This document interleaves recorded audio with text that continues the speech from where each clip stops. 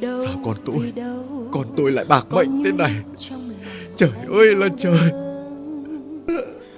Yên, Yên, Yên, Yên ơi, em đừng chết.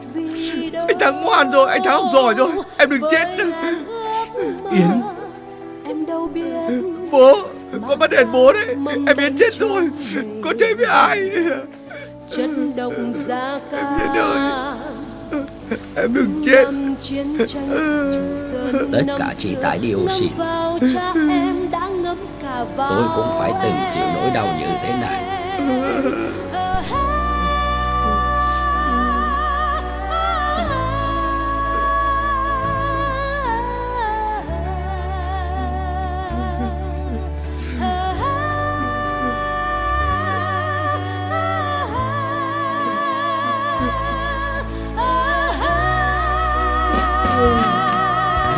Dù biết chiến tranh đã qua rồi mà sao trong em còn mang nỗi đau giá càng.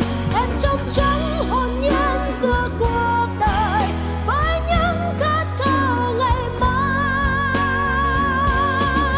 Em đã chết đang theo bao ước mơ bên mình. Cái chết đã hóa thành bài ca, lời ca sẽ hát trong trái tim mọi người, xua tan đi những nỗi đau giá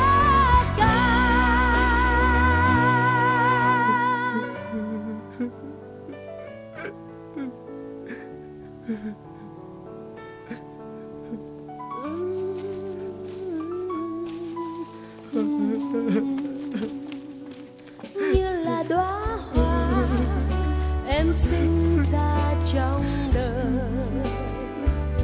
Vì đâu có những lúc chung lòng em đau đớn. Vì đâu em có biết vì đâu với ngàn ước mơ em đâu biết mang bao mầm bệnh trong mình. Chất độc da cam những năm chiến tranh ở trường sơn năm xưa ngâm vào cha em đã ngâm cả vào Con ơi. Ta về đi thật. Bố ơi, Yên mất rồi, con chơi với ai bây giờ? Yên ơi.